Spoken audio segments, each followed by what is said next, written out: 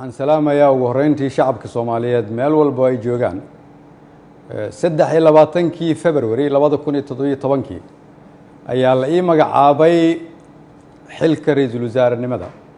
qiyaastii 1247 maalmood ayaa ka soo wareegtay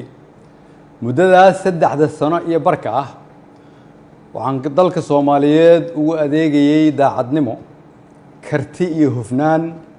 anigoo aaminsan inay ahayd waajib dalkayga iyo dadkayga iga saaran muddadaas xukuumadda iyo aniguba waxaan ku guuleysanay howlo waaweyn waxaa ka mid ahaa inaan dib u habeyn ballaaran oo dhaxalgal ah ku samayno ciidamada qaranka oo maanta soo gaaray meel ay u diyaarsan yihiin inay la wareegaan amniga guud ee dalka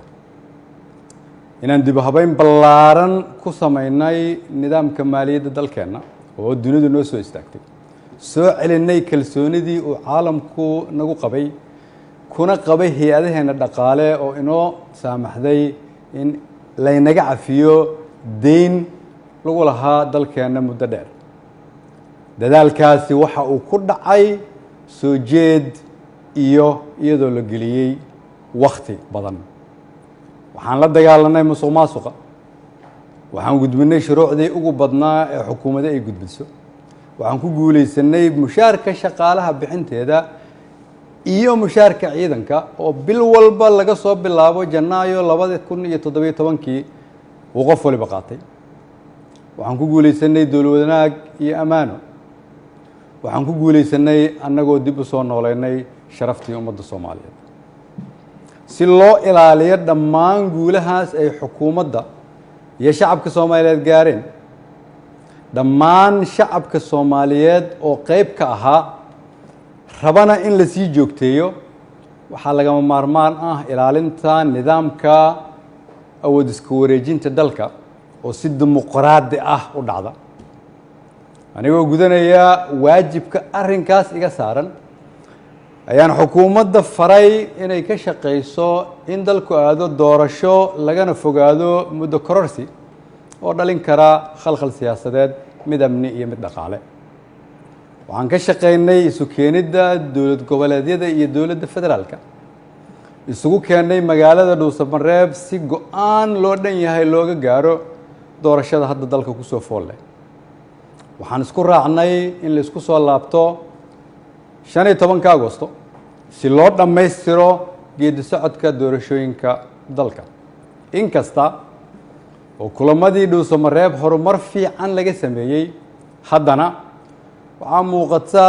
in weli uu socdo fikirkii ku aadanaa muddo kororsiga oo salka ku hayay wixii maanta ka dhacay golaha shacabka fikirkaas oo aan mar hore ka digay oo aan aaminsanahay inuu keeni karo khalkhal siyaasadeed dalkana dib u celin karo ayaan waxaan mar kale xasuusinayaa ummadda Soomaaliyeed in dalka 4 sano mar ay doorasho ka dhacdo iyadoo xukunkii ay qoro isu dhiib inay tahay dhaqan sax ah oo dalkan lagu bartay ayna tahay kulligeen inaan ilaalino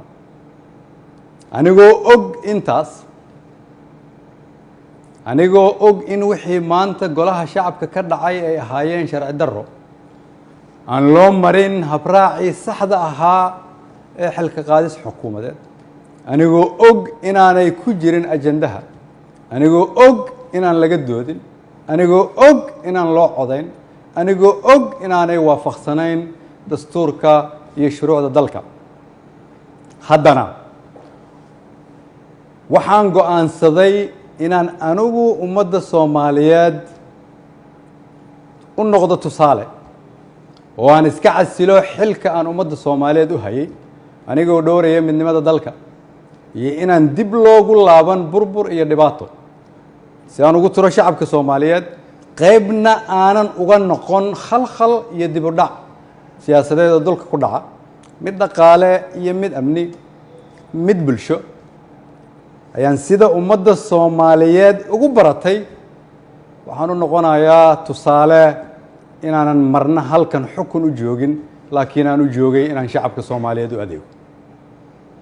waxaan u mahad celinayaa madaxweynaha oo fursad ii siiyay inaan shacabkayga u adeego golahaygii wasiirada oo igu garab istaagay inaan dalkan samata bixino shacabka Soomaaliyeed oo hiil iyo hooba ila garab taagnaa iina ogolaaday inaan soo hor istaago oo aan u shaqeeyo mar walbana garabkayga taagnaa iina hiiliyay waxaan u mahadcelinayaa saaxiibada Soomaaliya oo xilliyo adag iyagana na soo garab istaagay ummadda Soomaaliyeed waxaan u rajaynayaa barwaaqo dalkan rajo ayaan ka leenahay kulligeen dalka ayaa kulligeen inaga weyn cid waliba waa inay aqbashaa in dalka loo turo maanta waa maalinteydii aniga ayaa u turay dalka shacabka Soomaaliyeed meel walba ay joogaan waxaan leeyahay